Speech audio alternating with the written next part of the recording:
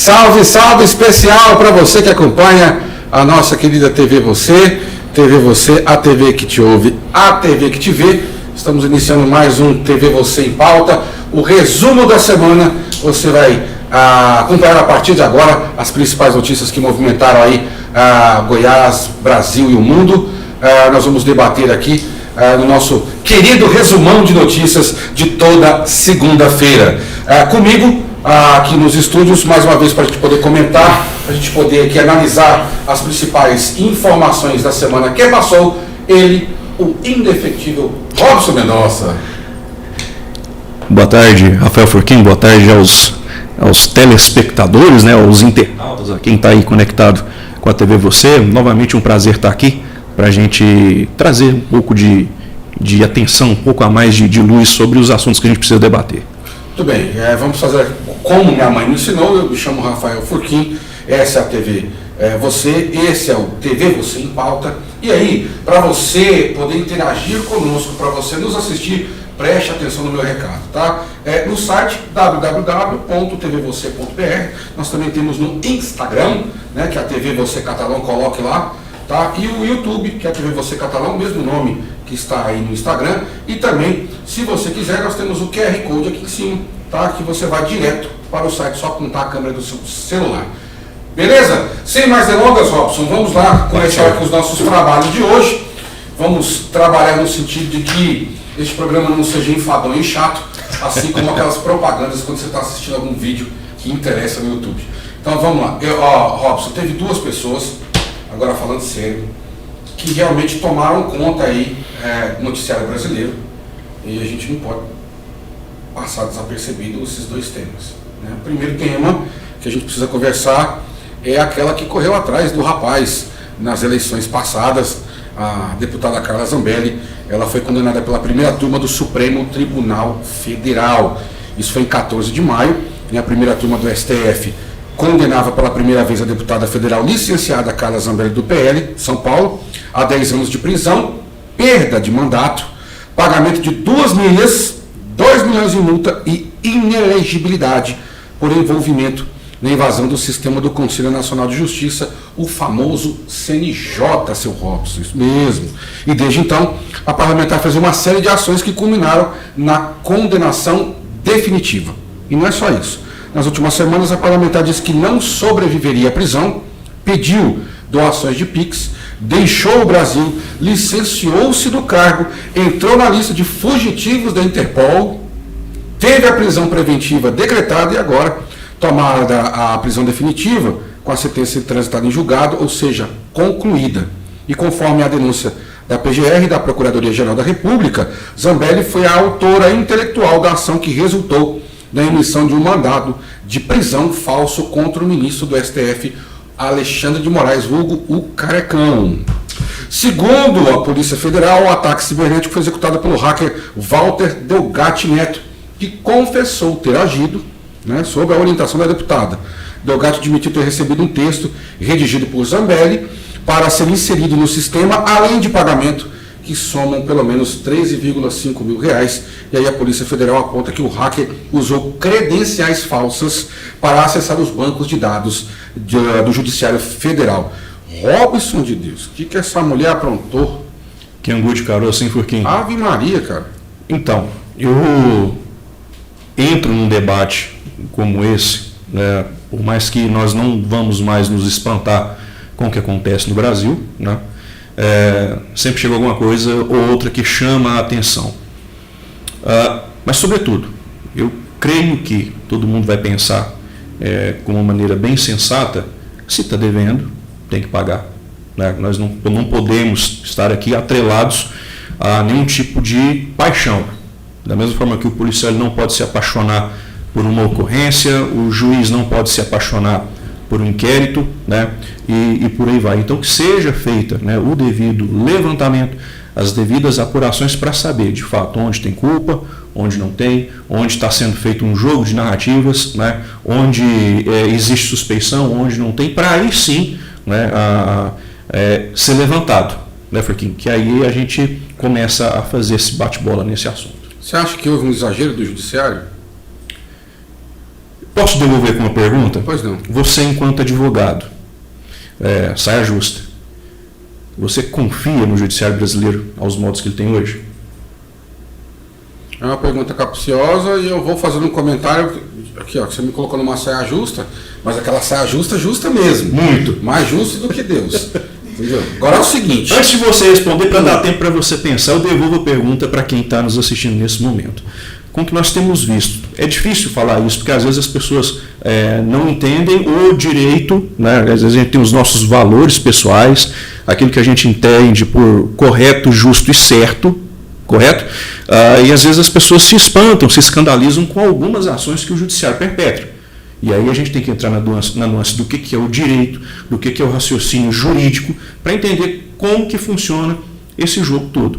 Mas aqui eu faço a mesma pergunta que eu fiz para o doutor Rafael aqui, eu faço para você que ou é estudioso na área, ou é operador do direito, ou é bacharel em direito. Eu faço essa pergunta para você. Do jeito que nós temos visto, independente das paixões políticas, da forma com que você enxerga as ideologias, o nosso judiciário tem agido, mais ainda o nosso STF, como um guardião da Constituição, né, ou como um instrumento de poder. Talvez seja essa a inquietação. Não estou aqui questionando a competência, dos operadores do direito, não é isso. O saber, o conhecimento jurídico, não. Estou entendendo. Mas da maneira com que está posta. Porque quando a gente coloca uma lupa em cima do que acontece com a Carla Zambelli, do que está acontecendo com o Eduardo Bolsonaro, né, e em cima do que aconteceu, por exemplo, com o Danone, o Janones, né, que confessou a rachadinha e deu em pizza. E aí, se fosse a Carla Zambelli no lugar de Janones, o que teria acontecido? Ou vamos fazer uma reflexão contrária, se fosse o Janones no lugar da Zambelli, o que teria acontecido? Né? Tudo depende na esfera do direito. Então aí eu devolvo a pergunta, doutor Rafael. Como que fica, para a gente poder continuar o debate? Eu respondo tranquilamente do que eu acredito no judiciário, porque senão... E até porque eu não posso falar outra coisa. Eu não estou sendo aqui hipócrita. Acredito no judiciário. Como operador do direito, eu acredito. E outra, é meu trabalho. Esse tipo de incongruência, essa conta que não fecha, é meu trabalho. Isso aí é meu trabalho. Então eu acredito no judiciário. Eu acredito no judiciário nessa questão do meu trabalho. Justo. No trabalho dos outros, a gente sabe que às vezes a situação, traduzindo para o popular, o mesmo pau que dá no Chico não dá no Francisco. Certo? Então assim, é a mesma situação quando a gente fala assim, eu analisando o caso dela, a deputada. O Lula foi... Eu escuto isso. Todo mundo escuta. O Lula foi inocentado? Não. Ele não foi inocentado. O processo que foi movido contra ele estava eivado de vícios, de problemas, e esse processo foi derrubado. E agora o que faz? Tem que processar de novo. Temos que pegar o 9 dedos, companheiros, e fazer outra vez. Entendeu? E não foi feito. E aí não foi feito por uma série de motivos. Um deles é que ele hoje é o número 1 do Executivo Nacional. Então, assim, acreditar no judiciário, eu acredito. Artigo 133 da Constituição Federal. O advogado é indispensável para a administração da justiça. Entendeu? Agora, realmente, a gente está vendo situações que não tem muita explicação. Não fazem a lógica que deveria. E outra coisa também, seu Robson, que a gente não pode perder de vista jamais. O médico erra? O dentista erra? O advogado também erra. O juiz também erra. O promotor de justiça também erra. Ninguém é isento. Existem erros. Agora, situações em que você verifica o erro, é notório o erro, e as pessoas continuam insistindo naquilo, igual, por exemplo, minha opinião, é deputada, com todo respeito, uma pessoa abjeta, uma pessoa inócua. Para mim, está ali por quê? Para quê? Esse é o ponto. Para mim, hoje não, como sempre, Carla Zambelli nunca me representou em lugar nenhum. Agora, você falar todo político é ruim, não, peraí, a gente não pode generalizar. De fato. Entendeu? Então, aquilo que você falou no começo, nós precisamos avaliar o que foi feito. Exemplo, está provado que ela patrocinou um hacker para invadir o site do CNJ. A história do mandado contra o Alexandre de Moraes, ministro. Isso tem que ser apurado. Agora, por que eu falo, Robson, vou te devolver a bola para você já botar no gramado e sair chutando. Por que eu estou falando que isso é perigoso? Eu esqueci o nome da mulher lá, que escreveu A do batom lá, a do batom. Perdeu o mané. Sabe? É utilizar aquilo como tá servindo de exemplo aqui. Se você fizer isso de novo, olha o que aconteceu com ela. Aí eu acredito que a justiça não foi tão correta assim. Entendeu? Precisa mostrar, dar uma resposta para a sociedade? Precisa. Só não pode esquecer do seguinte. Isso é uma situação que me incomoda muito, que vem ocorrendo. E isso eu tenho particularidade para falar. O que é? O judiciário não é Correios. Não é o PS. Não é FedEx. Ele não tem que mandar mensagem para ninguém. Ele tem que fazer aquilo que é da responsabilidade dele. E eu acho que ultimamente a gente está tendo algumas situações, eu não vou generalizar, porque todo ambiente tem muita gente que é correta e honesta, e tem gente que também que não vale uma cibalena vencida. Agora, a Carla Zambelli precisa pagar pelo que ela fez. Entendeu? Qual que é o crime? Ah, mas aí a pena não é tão grande. A culpa é dela? A culpa é do judiciário? Não, a culpa é do legislador que fez uma pena branda. Se fosse na terra do Cenourão, do Trump, era prisão perpétua. Você invadiu um site, do órgão do governo. Aqui no Brasil a gente tem uma outra situação. Então, correr com o rapaz, era um jornalista, com uma arma em punho é uma coisa. Invadir, custear uma invasão num site de um órgão do governo federal é outra coisa. Mas para isso tem que ser respeitado o devido processo legal, vai ser condenado, vai ser julgado todas as pataquadas que foram feitas, unifica as penas e tchau, acabou. Aí o nego vai lá e faz Pix, pede Pix, vai embora, que não sei o quê. Outra situação também, já que você me devolveu a pergunta, eu te devolvo com outra. E as rachadinhas do Rio de Janeiro, envolvendo a família Bolsonaro? Até que ponto isso é? Até que ponto não é? Até que ponto foi provado? Até que ponto não foi provado? Porque é só pra gente lembrar. Não tô aqui passando a mão na cabeça de ninguém.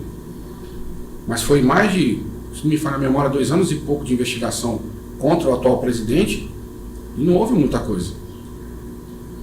Se teve prova, a gente tem a suspeita, mas a prova é outra situação. Justo. E aí? E da mesma forma que no processo existe o devido processo legal, a ampla defesa, o contraditório, né? No caso do Janones, ele confessou. Sim. Algumas estão, no caso da família Bolsonaro, também não estou defendendo, estão tentando ser o mais isento possível aqui. Estão investigando, ok. No caso do Janones, ele confessou. Nós fizemos aí tanto para poder fazer o acordo. E isso justifica um filtro para um filtro para outro, um peso para um peso para outro. Veja bem, não estou fazendo isso aqui a ponto de levantar uma suspeição, imprimir aqui um descrédito às instituições, até porque elas são necessárias, estão ali para isso, né? Mas existe a imparcialidade.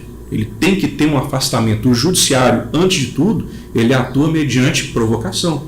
Ele não age de ofício, ou seja, ele não age por vontade própria, né? E nós temos visto, né, os nossos poderes em desarmonia. Essa desarmonia ela está pautada muito, não no que se precisa ser feito, enquanto os poderes entre si, o sistema de freios e contrapesos, né? Mas nós vemos situações surgindo e nós vemos que as atuações, nós temos uma parte que é suprimida, nós temos uma parte que está extremamente com a proatividade até exacerbada, que não entra na competência, né? E nós temos uma falta de diálogo, uma desarmonia entre esses poderes. Então, enquanto isso houver, né, uma desarmonia entre esses poderes, para fazer a aplicação das próprias funções do Estado, né, penso eu, na minha pequenez aqui, na minha ignorância, que se não está equilibrado, os efeitos, o que vai ser reverberado na ação desses nossos representantes, desses nossos tutores, né? Daqueles que, em tese, deveriam guardar e zerar pelo ordenamento jurídico, que dá função, que dá sentido a um Estado democrático de direito, não teria ou não haveriam brechas para questionamentos. E é o que se mais tem tido, né? As pessoas têm tido acesso à informação, as pessoas têm visto a maneira com que esses representantes, ou não, né? Até porque no STF ninguém, por exemplo, no STF ninguém recebeu voto para estar lá, né? Como essas pessoas que são investidas de poder estão agindo e como isso tem ecoado na nossa sociedade. Então a principal inquietação é essa. Nós estamos aqui falando, olha, o rito da lei, porque fez isso, fez aquilo, isso é técnica, o que tem que ser feito está feito, tem que ser feito ali, ponto. Agora, o que é feito de manobra ou, sei lá, de malabarismos para fazer com que uma coisa atenda a outra, aquilo te tire um peso de um lado e coloque um peso a mais por outro. Enfim, a crítica, o pensamento, ele gravita sobre isso. Carla Zambelli, se o que ela fez que for comprovado de fato, que não tem ali nenhuma indução ideológica, nenhuma perseguição política, de fato for comprovar, que ela arque com as consequências dela. Igual uma coisa, as consequências do pessoal do 8 de janeiro. Né? Então quem entrou lá e fez bagunça aí, que tem que ir para a cadeia, tem que ser preso, tem que ser condenado. Agora tem que ver se todos fizeram, que estão recebendo julgamento de mesma medida. De baseada. Se de baseada, está atacado, se está fazendo de fato aquilo ali. Tá? O julgamento, a pena ela não é exclusiva a cada um conforme os seus atos, porque colocar um texto, né, um carimbo, com um texto lá, olha, você fez isso, pau, e impresso ali, pronto, acabou, é isso e vai lá. Aí já é um regime, já é uma coisa mais autoritária, já não observou a ampla defesa, o contraditório, o direito como se fica viciado, fica ferido. Porque quando você fala assim, a questão do interesse, atendimento de interesses, legal. É um absurdo. Escutei isso, nós escutamos há um tempo atrás. Absurdo. Sérgio Molho aceitar ser ministro da Justiça, ele estava julgando Lula há pouco tempo, também acho escárnio, acho uma loucura, acho uma falta de senso. Como também acho uma falta de senso, seu Robson, Cristiano Zanin Martins, advogado pessoal do presidente Lula, ser o presidente da primeira turma do Supremo Tribunal Federal, cara. Outra situação também que eu acho um absurdo. Flávio Dino. Tem coisa que o Flávio Dino não pode pôr a mão. Gente, meu entendimento, isso aqui é minha opinião, acho que não pode. Da mesma forma que se criticou Sérgio Molho, o Capitão Justiça, ok. Mas também o doutor Zanin e o doutor Dino também, os ministros não podiam, em algumas situações, eu acho de bom tom, com toda a lisura possível, também eles não podem ser julgadores de algumas situações ali. Fato curioso, 2020, pandemia, Flávio Dino, governador do estado do Maranhão, o escândalo das verbas para os respiradores. Esse processo parou na mão de quem hoje? Dele mesmo. Entendeu? Então, assim, num judiciário onde... Aí a gente tem outras situações onde o magistrado ele é vítima, aí ele passa a ser ele é vítima, ele passa a ser o acusador e vai ser o julgado. Peraí. Você quer ver outra coisa também que eu estou me lembrando aqui agora? Problema na CBF, na Confederação Brasileira de Futebol. Tô doido não, você vai entender. O filho do Gilmar Mendes, sócio de uma empresa que prestou serviços para a CBF. O próprio Gilmar Mendes também. E aí o Gilmar Mendes me dá uma liminar colocando o antigo presidente da CBF de volta ao cargo, reconduzindo. Aí, não é assim que funciona. Por isso, doutor Rafael, difícil, que eu fiz a pergunta, é confiável? As nossas instituições são confiáveis? Né? No caso do STF, é um guardião, o STF é um guardião da Constituição Federal ou é um instrumento de poder, mediante tudo isso? A questão é assim, ó. Só uma pergunta. O STF, ele é guardião da Constituição Federal? Esse é o papel dele. Sim. Agora, ele está se prestando a outros papéis? Também. Esse é o pulo do gato. Por isso que eu falo, a justiça, Robson, é o mesmo exemplo. Moto mata mais do que recordistas de acidente de trânsito são motoqueiros. Certo? Correto. A moto é a responsável? Não. Não vou comprar moto, porque moto é coisa do demônio. Não é assim que funciona. A moto é um instrumento, o carro é um instrumento. Aí cabe a quem está utilizar com responsabilidade, respeitando as regras. A mesma coisa o judiciário. Eu acho que o judiciário, ele é uma entidade. Pode colocar assim. Sem problema, sem medo de errar. Agora, as pessoas que operam aquilo, é que aí a gente precisa repensar as coisas. Exato, o problema não são as instituições.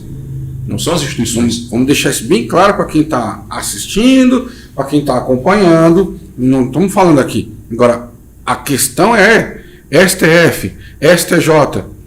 Robson, com todo respeito. Democraticamente falando, o que é o Congresso Nacional, cara? Qual é o papel do Congresso Nacional? Vou mais além. Qual é o papel do presidente da Câmara dos Deputados e do Senado Federal? Por que eu estou falando isso? Porque hoje, essas duas personas, elas gravitam entre os poderes com uma facilidade, e não estou falando que são esses dois, os dois últimos não. Isso já vem acontecendo já sempre foi assim, tempo, né? Já. Entendeu? E outra, eles gravitam entre os poderes, bacana, mas com qual objetivo? Diálogo, articulação. Proteção, posso falar aqui? Proteção de quem? Dos seus pares, pô. Então, assim, são situações que a gente precisa repensar. Agora, não adianta vir aqui, e com todo o respeito do mundo, tá? Fazer como essa deputada aqui falou. Que é onde eu falo. Até que ponto essa mulher, o que ela diz é o correto, o que ela pensa e o que não é. Por exemplo, eleições. Problema nas urnas. As urnas foram fraudadas. Querida, você foi a deputada mais votada do Brasil varonil. Como é que você fala que teve fraude em urna para agradar meia dúzia de pessoas que estão com o mesmo discurso e que eu acho que não cola? Então, assim, são situações que a gente precisa... aquilo que você falou no começo é fundamental. Esse julgamento é a serviço de quem? Atendendo o interesse de quem? E quando eu falo interesse, não é só interesse de meia dúzia, igual eu falei, não. É interesse da população brasileira. O STF é o guardião da Constituição. E já tem um tempo já que o STF de guardião ele não está agindo dessa maneira. De novo, é a minha opinião. Não é a opinião da TV Você, nem do Robson, nem da equipe técnica, é minha. A gente precisa preocupar mais com o que nós estamos vivendo. E quando eu falo com o que nós estamos vivendo, isso inclusive, muita gente esquece, é o tal do povo brasileiro. É o povo acebolado, meu povo. O afegão médio. O afegão médio. Aquele cara que pega um ônibus cedo, lotado, aquele cara que vai pro metrô, entendeu? Então assim, é uma situação complicada, entendeu? Eu acho que não só o judiciário, mas também o Congresso Nacional, a gente está meio distante do povo. Sim. E a gente só sente essa aproximação ano que vem. É por isso, meu amigo Dr. Rafael Furquim, quando você me faz essa pergunta sobre a situação da Carla Zambelli, eu não saberia dizer. Eu não saberia dizer, porque, opinião minha de novo, eu não vejo lisura. O processo ele exige lisura. E eu não vejo lisura. Por isso e por N outros fatores. Né? O hacker, ele confessou. O que eles queriam, por exemplo, vamos pegar uma fala aqui do Mauro Cid. Parece que tem um script, parece, eu não estou afirmando que tem, né? Democraticamente falando.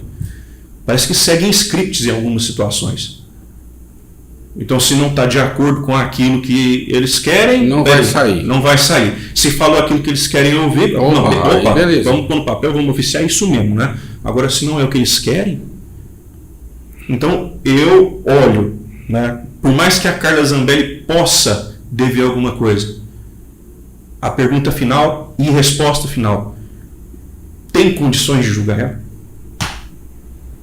Durma com um barulho desse. Passamos rapidamente para o próximo ponto.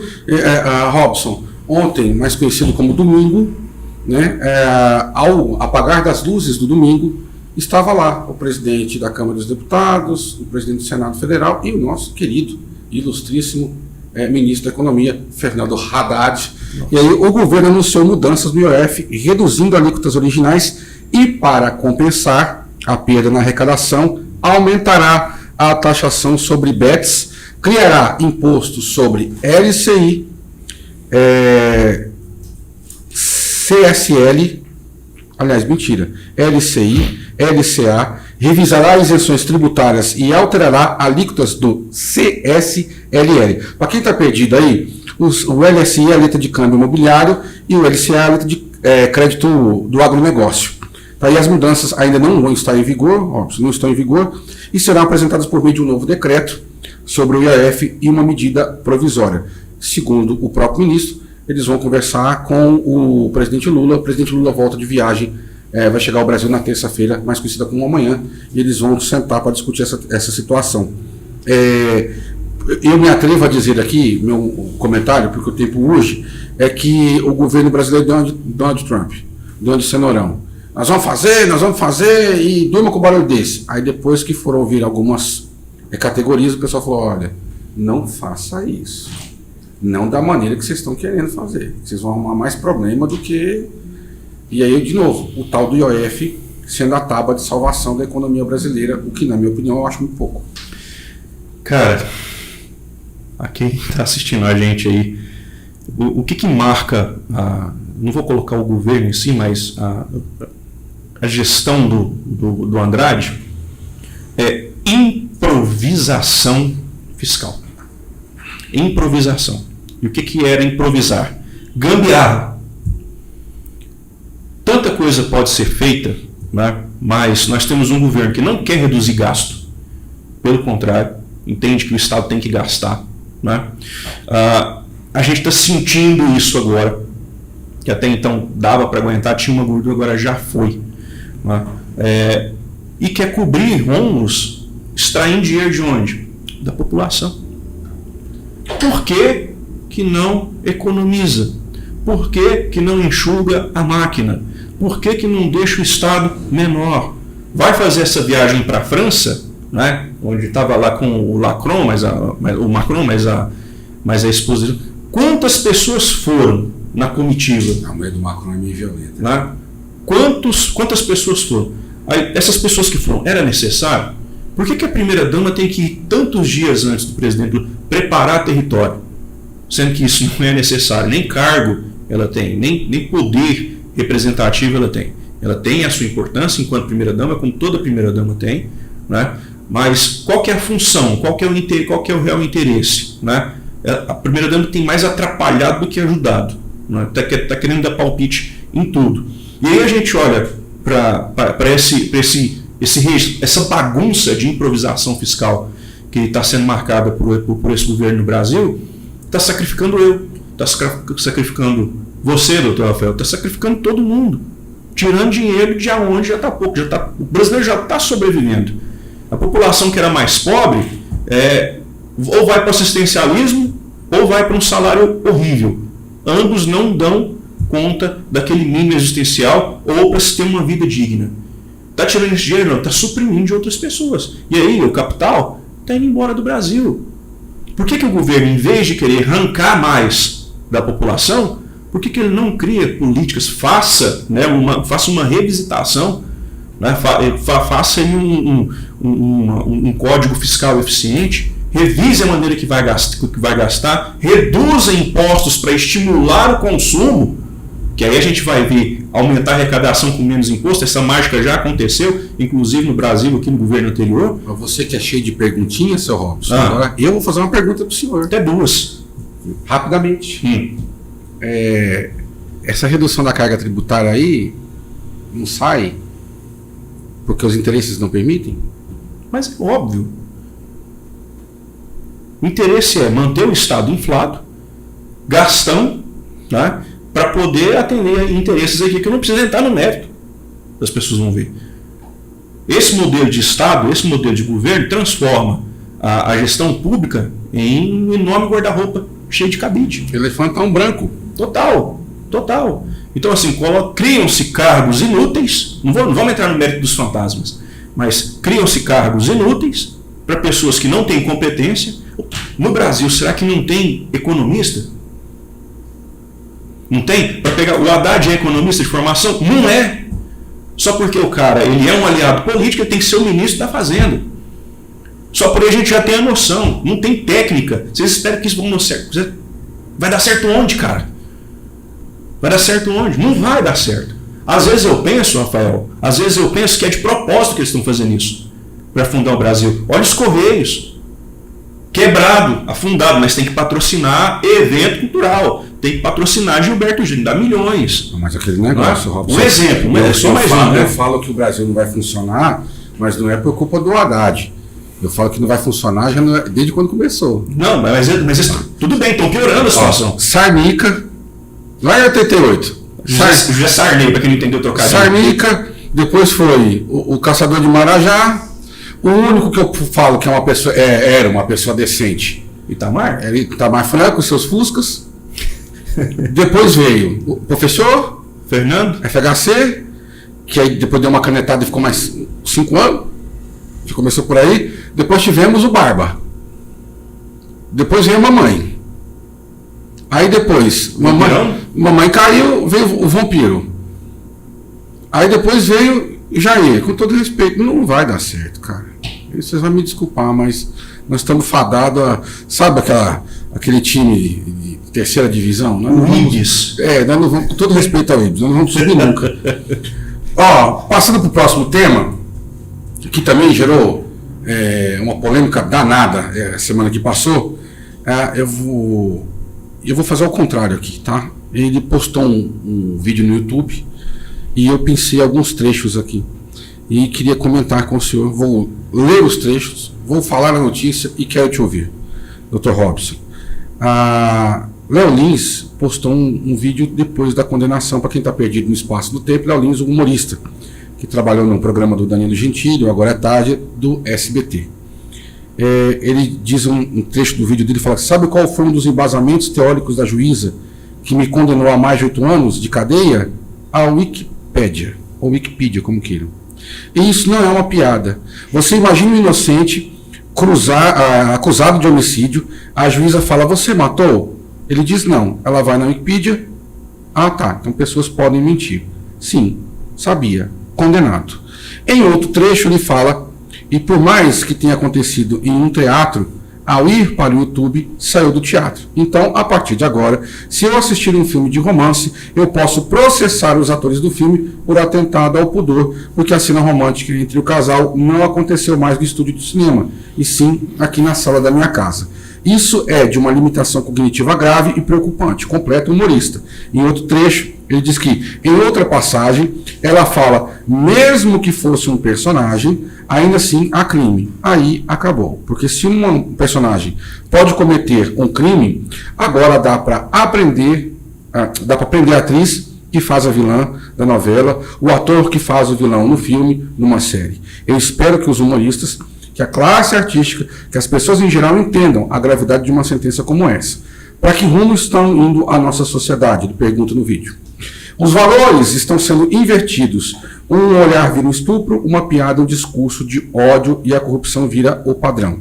A gente acostumou tanto com desvios de caráter que, quando estamos diante de uma virtude, ele vira digna de elogio. Eu não vou aqui porque eu separei alguns trechos, mas pelo tempo não vai dar. Mas assim, ele questiona a questão da sentença da juíza, tá? E aí a matéria é o seguinte, para que ninguém fique perdido, que a justiça considerou que um show chamado Perturbador contém declarações preconceituosas contra diversos grupos minorizados. Defesa fala em censura. A decisão foi proferida pela Terceira Vara Criminal Federal de São Paulo, que também impõe ao comediante pagamento de multa e indenização por danos morais coletivos. Ainda cabe recurso. Robson, a justiça pesou a mão com o humorista, sim ou não? Pesou, Rafael, porque assim, antes da gente aprofundar nisso, hoje foi um comediante que está ali num cenário virtual, ele está ali com um personagem, né, fazendo uma situação que não vai ter um efeito concreto, né, mesmo o ator que mata alguém lá na novela, aquilo não é um fato concreto no mundo real, né? Hoje é um comediante, amanhã é o comentarista, amanhã é o professor, amanhã é o pastor, ou qualquer pessoa que seja colocado no radar. Tá? Isso é um problema por quê? Porque, primeiro, fere a liberdade de expressão. Né? O humor, ele tem esse caráter de ser desafiador de limites. Por isso que é o humor. Por isso que existem vários tipos de humor. Não estou aqui defendendo que pode passar a mão para preconceitos, etc, etc. Não. Tem que entender a natureza, né, do humor. E quem tem que julgar o humor é o público. Penso eu. O nosso presidente falou, tá caro, não compra? Se você não gosta, não consuma. Não vá no show do Léo Lins ou de outro humorista que pegue pesado, não assista o vídeo dele no YouTube. É simples. É só fazer isso, né? O humor, eu vejo, eu olhei bastante, eu sigo alguns comediantes de stand-up, e muitos deles falam que o humor ele não tem limites. O lugar é que tem. O lugar é que tem limites, o humor não. E exatamente entra nessa seara, né, das pessoas. Entra naquilo que elas entendem e buscam aquilo. Pois é, Robson, as pessoas, elas pagam para ir ver o show do Léo Lins, um exemplo, que é o que acontece. Uma das grandes justificativas. Né? Continua. Não, é uma das grandes justificativas para completar o seu raciocínio. E outra coisa, muito importante. Qual aquela famosa pergunta que os caras odeiam? Qual o limite do humor? Aí vem a questão. Quando o humor deixa de ser humor, ele passa a ser ofensa. Vale. Mesmo que esteja no teatro. Porque assim, teve muita gente que criticou. Né? Mas está no YouTube. Uai, o YouTube... a diferença do YouTube para o teatro, na minha opinião, é pouca coisa. É um ingresso. No YouTube você vai lá, faz a pesquisa e vê. Se você quiser. E o teatro, você vai lá, paga o ingresso e entra para assistir, se você quiser. Então, se o cara não for procurado, se você não for atrás daquele conteúdo, agora, me preocupa assim, o humor virar ofensa. Esse é talvez o ponto. Agora, eu compartilho comungo da sua opinião. Eu acho que pesou a mão. Eu acho que fizeram isso com ele para falar, servir de exemplo. Quem continuar desse jeito vai acabar como ele. Igualzinho. Eu acho que isso é o errado. Não tem precedentes dessa natureza. Não tem precedentes dessa natureza. Isso passa a ser um precedente, né? E vai servir de justificativa para outras perseguições. Eu estou falando perseguições mesmo. Porque vai ferir a liberdade de expressão de outras pessoas. É só você falar aquilo que quem tem poder ou quem está no poder, né, não quer ouvir, que isso vai ser motivo para ser perseguido. E aí nós voltamos ao primeiro tópico do nosso debate, que eu fiz a pergunta. Nosso judiciário ele é confiável? Diante de tudo isso que a gente está debatendo, falando de Brasil, não estou falando da juíza, do Poder Judiciário, estou falando da juíza, porque às vezes ela tem alguma questão particular, sei lá, na infância ela sofreu bullying, sei lá, se ela tem alguma característica, não sei. Eu falo assim, como você tocar no assunto, não perco o raciocínio. A juíza, eu não posso aqui ter nenhum tipo de reprimenda em relação a ela, porque a fundamentação dela foi legal. Ela não exagerou, ela usou aquilo que ela tinha como fundamento legal para poder embasar a condenação do cara. Tanto é verdade o que eu estou dizendo, que ele se pronunciou, foi no YouTube, já deu entrevista e tudo mais, o humorista, em nenhum momento se atacou a juíza. Ele falou da questão da fundamentação. Veja, a fundamentação legal dela é coerente. A forma como ela colocou na sentença pode até ser discutido, mas a fundamentação legal dela é coerente. A fundamentação dela desculpa a redundância, é legal. Agora, a gente está discutindo uma coisa que está me preocupando muito, porque nós estamos pegando um tempo de vida útil, como ser humano, discutindo sobre se um humorista pode ser condenado ou não, e outras situações estão passando embaixo a bola passando embaixo das pernas. Cadê? É uma várzea tão grande que as situações que realmente precisam de preocupação, elas não o têm. Ou, se tem, Robson, que eu não posso generalizar, não tem o mesmo holofote que esse menino está recebendo. Cortina de fumaça, porque se a gente for falar do INSS, do Foi aposentão, seca, né? Aí. E deixa, aí não tem celeridade, e aí a justiça não anda, cara, sabe? Então, assim, para eu concluir, falando em relação à justiça, o que eu faria? Né? Eu colocaria uma atenção maior na juíza e veria, tá, quem que ela é, com quem ela, onde ela estudou, quem orientou ela. Eu tenho alguns, isso é básico quando você vai fazer alguma investigação sobre qualquer pessoa, porque a gente é fruto, a gente é um resultado de uma média das pessoas que a gente convive, né? Então, assim, olha, para não ser imputado diretamente a alguém importante, vamos pegar esse caso aqui aleatório, etc., e vamos colocar para algum magistrado, um juiz aleatório da mesma forma. Aí vamos olhar. Se for colocar ali, se for mexer demais, será que não tem alguma coisa? Eu questiono isso, Rafael, essa questão ideológica. Todo mundo tem um posicionamento. Não vem falar, eu sou isentão, eu não sou nem A, nem B, sou nem do lado. Se você for dando zoom, for pincelando o zoom em cima da linha, você vai ver que lá em algum momento lá na frente ou vai pender para um lado ou vai pender para o outro. E aí, né, é onde é necessário rever, tanto que cabe recurso e tem que correr atrás do recurso mesmo. Eu penso o seguinte, que a gente precisa ser igual o jogador de futebol, sabe? Eu torço pro Corinthians. Mas se o Palmeiras me contratar, eu vou dar a vida e o sangue pelo Palmeiras. Eu sou profissional. E eu acho que isso tem que acontecer com o médico, com o advogado, com o juiz, com o promotor de justiça, com o açougueiro, com o entregador de pizza. Entendeu? As pessoas não podem se valer. E também concordo. É uma luta muito grande a questão de cumprir aquilo que você tem a responsabilidade para cumprir. E também assina embaixo nessa questão. Quando você fala que isenção total, ninguém tem. Até eu que estou aqui, eu tenho uma opinião, mas é opinião particular. Então acho que não é interessante expor aqui, mas que a gente está até debatendo a situação. A gente vive num momento... A gente tem um limite aqui também. Não adianta a gente querer enganar quem está assistindo a gente. E falar, não, aqui nós somos o dono da verdade. Não é. Muita gente se acha nessa condição, eu? Muitas pessoas, e se você fala ao contrário, a pessoa se dói. Então, assim, a gente tem a responsabilidade. E outra, não nos esqueçamos em nenhum momento de que na minha frente tem um aparelhinho chamado microfone. E é um aparelho perigoso. Muito. Então, seguindo adiante. Robson, esse final de semana também foi quente lá nos Estados Unidos, porque o Trump ordena envio da Guarda Nacional para combater protestos contra a política anti-imigração em Los Angeles. A cidade de Paramount, para quem pensou que Paramount era só um estúdio, mentira, é uma cidade, que faz parte do condado Angelino e abriga cerca de 53 mil habitantes, sendo 83% deles de origem hispânica, tem manifestação há 2 dias. Então o presidente Trump, vulgo Cenourão, ordenou no sábado o envio de 2.000 soldados da Guarda Nacional para o condado de Los Angeles, a segunda cidade mais populosa dos Estados Unidos, com o objetivo de controlar os protestos contra as operações dos agentes de imigração do ICE, que é o Serviço de Imigração e Alfândega, na sigla em English for Everybody. As tropas começaram a chegar neste domingo, mais conhecido como ontem. E aí a medida foi anunciada, por que essa celeuma toda?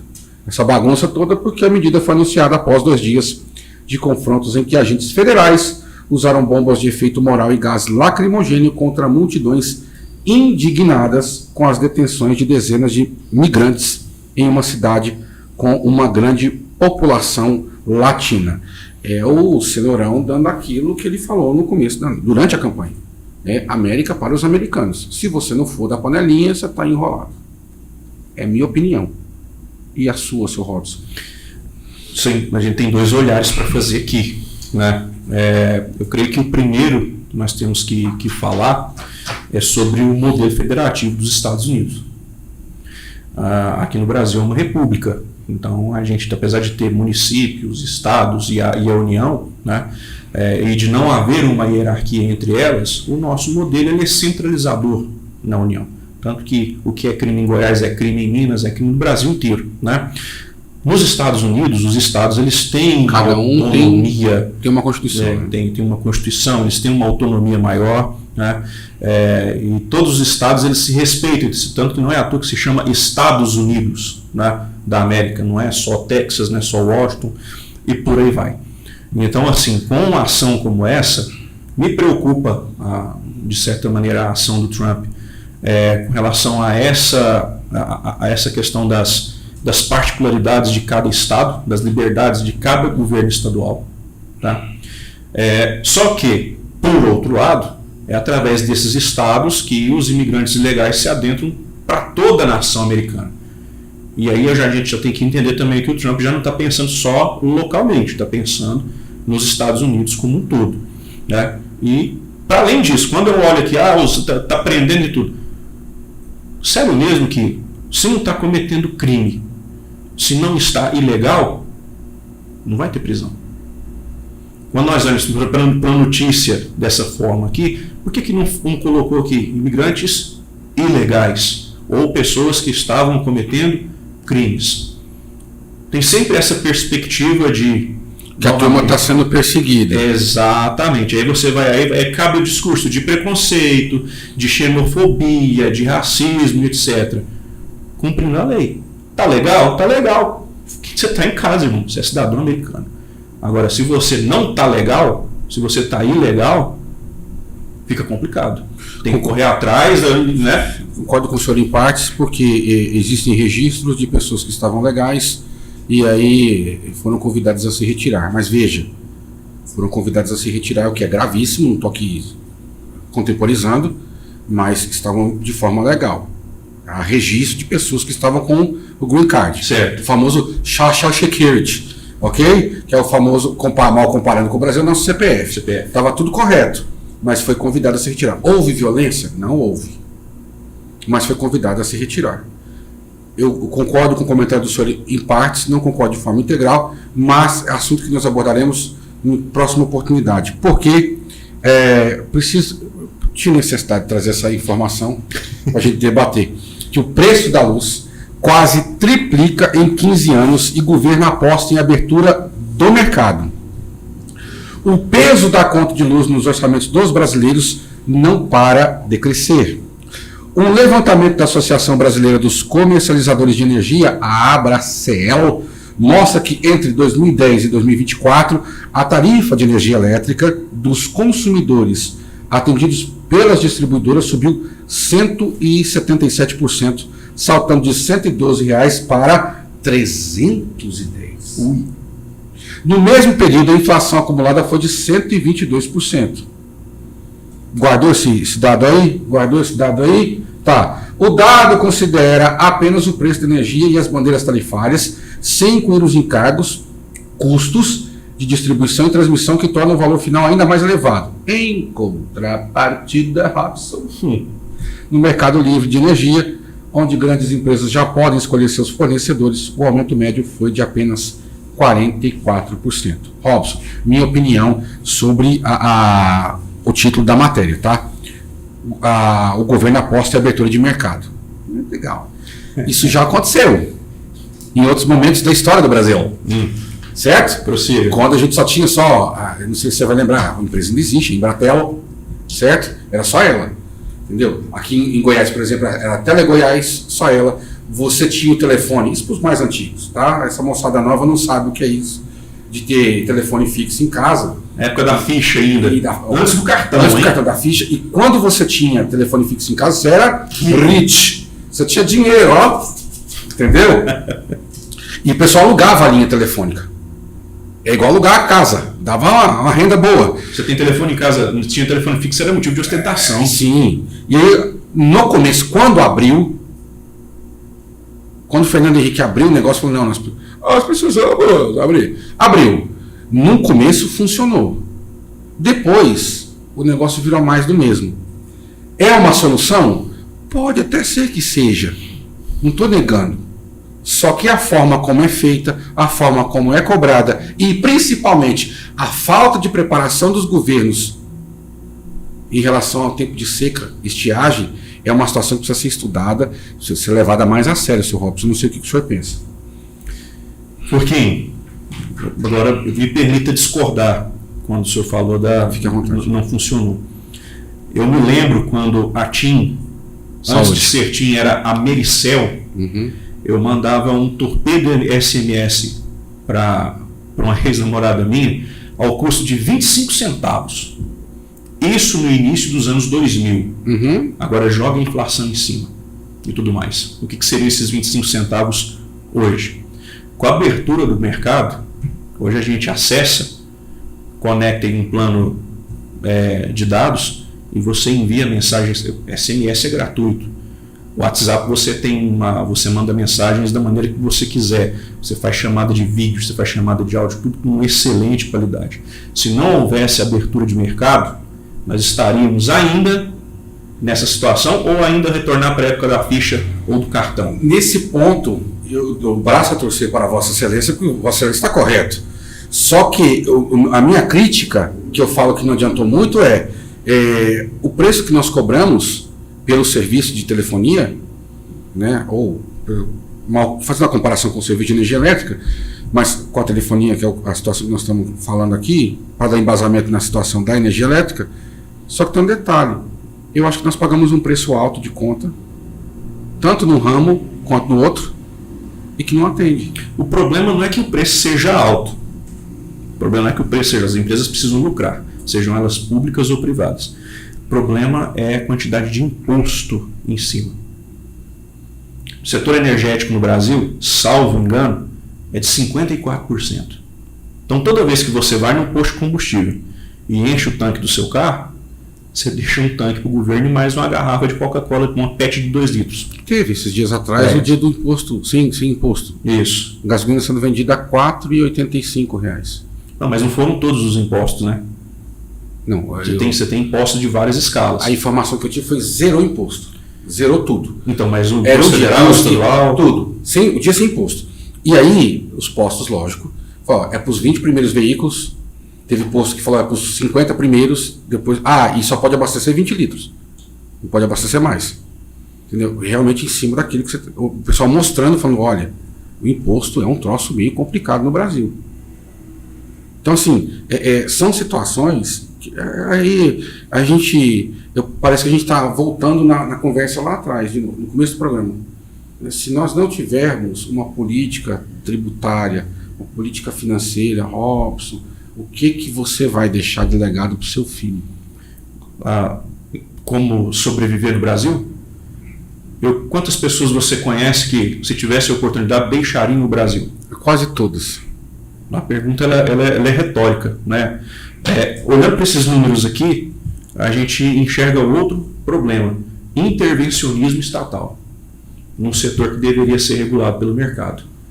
E nessa visão eu sou liberal ao extremo. O Estado, infelizmente, ele tem que existir porque as pessoas elas não sabem respeitar o espaço alheio, o direito dos outros ainda. Somos primitivos nesse sentido, né? O Estado ele existe na condição de garantidor. Não somos primitivos, nós somos um país jovem. Não, eu estou falando que somos a humanidade. Nós somos seres medievais com iPhone. Porque a partir do momento... Nossa, Robson, você está muito amargo hoje, cara. Você está muito azedo hoje. Por que as pessoas não roubam? Por que as pessoas não matam? Porque são boazinhas? Vamos invocar ali Thomas Hobbes, se fosse o caso, né? Mas, enfim, o Estado ele entra em nuances ao qual ele não é necessário. E acaba interferindo demais na vida da população. Né? Isso limita o próprio processo de desenvolvimento socioeconômico. Isso amarra as pessoas, isso desestimula o investimento, isso desestimula o desenvolvimento econômico, né, e o progresso como um todo. E eu vejo oportunismo. Aqui, só para você poder pesquisar aí também, não sou eu quem estou falando aqui para vocês, o programa do governo agora vai encarecer ainda mais a energia elétrica, não para arrecadar mais, mas para quê? Para poder pegar esse dinheiro e pagar a conta da energia elétrica das pessoas mais pobres. A intenção pode parecer boa no primeiro momento? Sim. Pode! Claro! Pode! Mas por que o Estado não faz isso por si só, com a gestão dos próprios? Porque o Brasil arrecada dinheiro demais, não é? Aí eu te pergunto, é porque o governo é bonzinho ou ele quer utilizar isso para fins eleitoreiros? que soa mais lógico aos seus ouvidos, Rafael? O que soa mais lógico aos ouvidos de vocês? Essa é a pergunta que a gente tem que fazer. Então, quando nós olhamos os impostos, quando eu vejo um modelo de governo, um modelo de Estado que quer taxar o sol para aqueles que colocam a placa de energia solar em casa... Que é um absurdo, cara. Né? Então, muita coisa começa a fazer sentido, cara. É um absurdo. Então você fica revoltado. Outra coisa, Robson, para a gente mudar de assunto, que o programa está acabando, mas eu sou obrigado a falar o seguinte, só uma cutucadinha, tá? Em vez do assistencialismo, não era melhor ter programas econômicos voltados para a geração de emprego? Isso é o cenário ideal. Isso é o cenário ideal. Mas sabe qual que é o grande problema? Vai dar para fazer para todo mundo? Não. Mas sabe qual que é o grande problema? Porque é o seguinte, a partir do momento que você oferece condições para as pessoas... A partir do momento que o Estado tira a mão dele, está perdendo o controle, né? Exato. Então, se o Estado oferecer para a população condições dela sobreviver sem ele, então as pessoas, em tese, vão ter mais liberdade para escolha. E as pessoas vão começar a perguntar, Estado para quê? Estado para quê? Exatamente. Que modelo de Estado é esse? Para quê? Perguntas inquietantes para quem está no poder começaram a serem feitas. E a história nos conta, quando nós olhamos para Revolução Francesa, Revolução Russa, quando um mínimo de informação começou a circular entre as pessoas, começou a disseminar. As pessoas se enxergam enquanto indivíduos, as pessoas se enxergam enquanto indivíduos no coletivo e começa a perceber muita coisa errada que está vindo de cima para baixo. E aí ela começa a ter um senso crítico, isso, que hoje a grande maioria não tem, né? Eu não vou aqui citar nomes nem nada, mas a grande maioria não tem esse senso crítico que precisa. Porque esse senso crítico ele não é desenvolvido porque não se investe em educação suficiente, que é outra conversa que a gente pode ter depois. E que até porque o sistema educacional brasileiro está errado. O governo federal não pode fazer a manutenção ou prover o ensino superior. Ele não pode fazer isso. Ele tem que atacar outra faixa etária, outro grupo. Esse não. E aí o governo municipal fica com as crianças, as primeiras idades. Sim, os primeiros anos educacionais, o estado dos adolescentes. Não tinha que ser ao contrário não, cara, porque a União é que tem mais dinheiro, não tem mais dinheiro que o município. Então, Furquim, se você investe muito dinheiro em uma educação de base, você vai facilitar o processo educacional, você vai abrir as portas para que mais conteúdos e conteúdos com maior quantidade e melhor qualidade, ou seja, conteúdos mais complexos, possam ser abordados nas escolas. E aí a gente vai ter um desenvolvimento educacional onde as pessoas desenvolverão senso crítico, a gente vai começar a ter cientistas, a gente vai começar a ter saltos jamais antes vistos, e aí as pessoas vão olhar para o modelo de governo e vão começar a enxergar coisas que as pessoas do governo, não estou falando do governo desse governo ou de outro, mas o modelo de governo que nós temos no Brasil, vai falar, isso está muito errado. E os governantes têm, quem está no poder, eles têm péssimas lembranças das guilhotinas francesas. E eu acho que eu não estaria aqui para ver aquela frase fazer sentido. O gigante acordou. Eu acho que não, Robson. Robson, rapidinho, nossos dois últimos temas de hoje aqui, porque o pessoal já está assim, já querendo ir lá na chave geral de energia e apagar a luz, porque está caro, inclusive. Nossa técnica tem entediado aqui já sendo chato. Então, a Colômbia, ela oferece 700 mil dólares para identificar mandantes de atentado contra político de direita. O senador e pré-candidato à presidência da Colômbia, Miguel Uribe, de direita, foi alvejado com 2 tiros no sábado agora, dia 7 de junho, enquanto discursava em um evento político em Bogotá. Um adolescente de 15 anos foi detido como principal suspeito de cometer o delito. E aí, hoje, 9 de junho, o Hospital Santa Fé de Bogotá, onde o político colombiano de 39 anos está internado, informou que seu estado de saúde segue extremamente grave, ao que consta e que foi divulgado na imprensa. Ele tomou um tiro na cabeça e um no joelho, né? E segundo também consta, Miguel Uribe tem grandes chances de se escapar dessa, se Deus ajudar, ter misericórdia, porque foi um atentado gravíssimo, né? Inclusive contra, quando eu falo atentado gravíssimo, não é só contra a pessoa de Miguel Uribe, contra a democracia da Colômbia, né? Que, diga-se de passagem, é uma democracia meio fragilizada. Mas existe um processo democrático lá e precisa ser respeitado. E aí acontece essa fatalidade com esse pré-candidato à presidência da Colômbia, E a gente fica preocupado com essa situação. A gente fica preocupado com o desenvolvimento também dos nossos vizinhos aqui. Porque aqui a gente já sabe como é que o samba toca, né? E a gente, por mais que queiram não falar que não, mas a gente precisa dos nossos vizinhos. E aí eu fico me perguntando até que ponto isso pode ser o fiel da balança na eleição para a presidência da Colômbia, Robson. Eu me pergunto mais ainda, meu nobre Rafael Furquim. A gente tem Uribe na Colômbia, depois a gente teve Trump nos Estados Unidos, depois a gente teve Bolsonaro aqui no Brasil e teve no Japão também. Todas lideranças políticas de direita que tiveram atentado contra as suas vidas por conta do seu posicionamento político. Quem que está contra esse pessoal? E por que recorrem a esses métodos? Justamente quem fala em democracia, justamente quem fala em respeito ao próximo, justamente quem fala em igualdade, equidade de direitos, em tolerância, mas na prática a gente vê outras coisas. Então, não é só meramente falar da Colômbia, é fazer um convite à reflexão sobre o que, até onde nós nos permitimos manipular, onde nós nos permitimos seduzir por discursos bonitos, para saber se o que a gente está bebendo de fato é algo nobre, é algo puro que vai nos purificar, ou se a gente está bebendo veneno. Parafraseando aquele candidato à presidência, meu irmão, tem que tomar cuidado com o canto da serpente. Canto da sereia. Da serpente é o melhor. Da serpente, lembrou? Entendi a referência.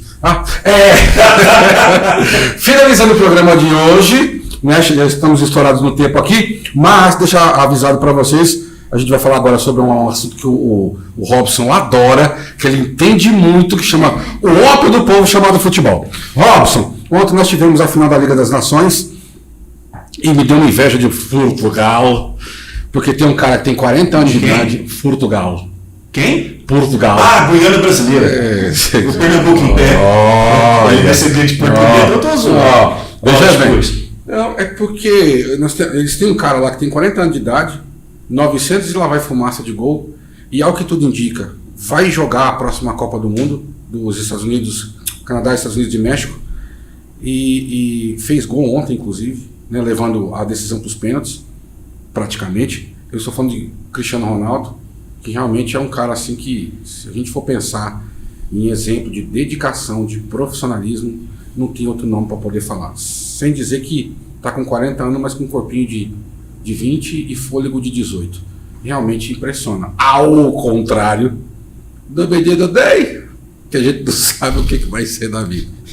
Mas enfim, só para avisar os nossos telespectadores, os nossos ouvintes, deu 2-2 no tempo normal, foi para prorrogação e depois a Portugal levou ao título da Liga das Nações nos penaltis. E aí, Robson, para a gente finalizar, o penúltimo tema de hoje rapidinho, não tem rodada do Campeonato Brasileiro, né?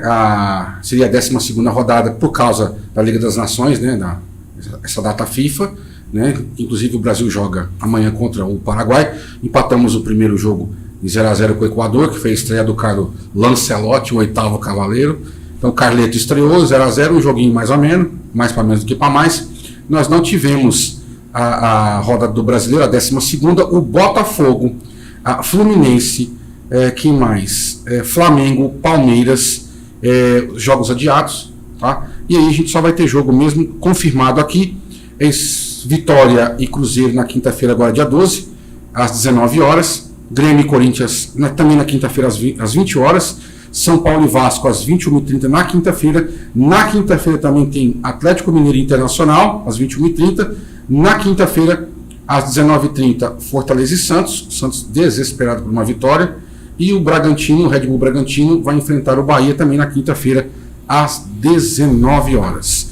Aí, Robson, eu já tinha falado sobre a questão amanhã, dia 10 de junho, dia de pagar muita conta, né? Temos o segundo jogo do Brasil contra o Paraguai na Neoquímica Arena, no estádio do Corinthians, a partir das 21h30, ou se você preferir, depois a novela, tá? O atacante do Barcelona, o Rafinha, volta de suspensão na vaga de Estevão. Sou contra isso. Eu acho que tinha que deixar o menino do Palmeiras, que fez um bom primeiro tempo contra o Equador. O Richarlison, eu acredito que vai ser sacado para a entrada do Matheus Cunha, se não me falha a memória. Então o próximo compromisso da seleção brasileira é amanhã contra o Paraguai, na Neoquímica Arena, já falei. Qual que é a situação do Brasil, Robson? O Brasil precisa vencer amanhã para não depender de ninguém classificar para a Copa do Mundo. Tá? Precisa vencer, lógico, e a Venezuela vencer o Uruguai. Ou empatar, né? Ou empatar. Por quê? Porque o Uruguai está com, acho que 20 pontos e o Brasil está com 21, um ponto de diferença. Então a Venezuela, a gente conta com a ajuda dos venezuelanos, né, nessa questão. Vamos ver como é que vai ser a estreia de Carlo Ancelotti em terras brasileiras. E a gente vai aqui se despedindo. Robson, muito obrigado pela presença. Vamos torcer para que os venezuelanos jantem, né, antes do jogo, para conseguir ter um bom desempenho. Uma piada pesada, hein, pessoal? Que o negócio também tá feio lá. O negócio também tá complicado lá. Robson, muito obrigado pela presença mais uma vez. Mais uma vez estouramos o tempo. A gente tem uma árdua luta contra o relógio, mas a gente começa a falar e não fala mais que o nome da cobra. Mas eu acho que hoje foi um bom debate. Plantamos algumas sementes para debater na próxima segunda-feira, se Deus quiser. Muito obrigado pela presença mais uma vez. Eu que agradeço novamente, Furquinho, agradeço novamente aqui o espaço cedido pela TV Você. Vai ser sempre um prazer estar aqui, né?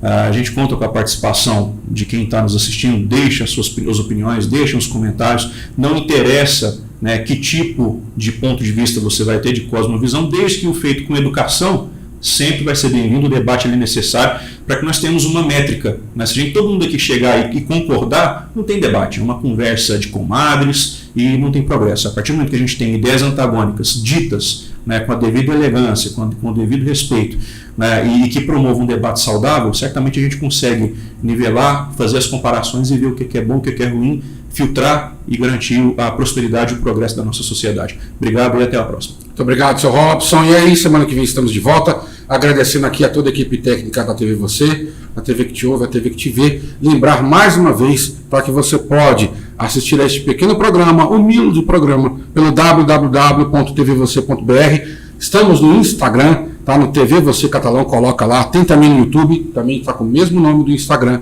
TV Você Catalão. E também o site www.tvvocê.br. Rafael foi aqui se despedindo, agradecendo muito a paciência e a audiência e o convite feito pelo Robson, eu corroboro aqui.